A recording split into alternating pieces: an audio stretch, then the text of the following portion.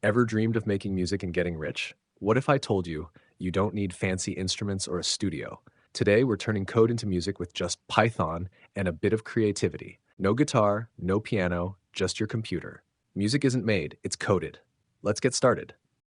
Let's start by setting up a virtual environment to keep our project clean and organized.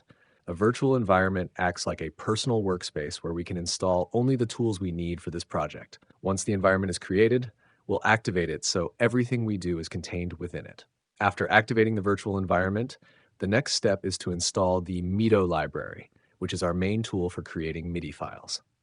Finally, we'll create a new file called main.py, where all the magic will happen. This setup ensures we're ready to dive into coding some awesome beats.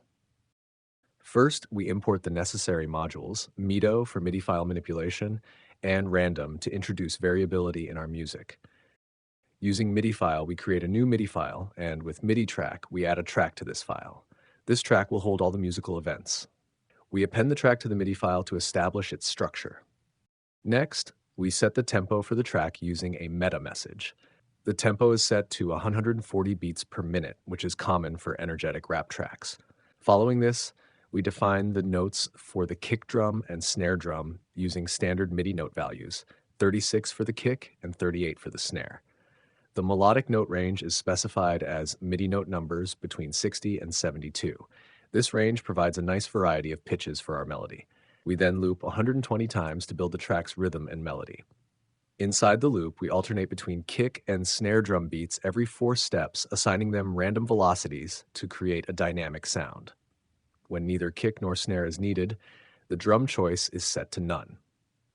If a drum is chosen, we add note on and note off messages for that drum, controlling when it starts and stops. Simultaneously, we create a melodic layer by randomly selecting a note from the predefined range and assigning it a random velocity. This note is also controlled using note on and note off messages. Finally, once the track is constructed, the MIDI file is saved with the name rapstylefastbeat.mid. The result is a lively, energetic piece with both a rhythmic backbone and a dynamic melody. Here's the final beat. Enjoyed the video? Smash that like button. Got feedback? Drop it in the comments. I'd love to hear your thoughts.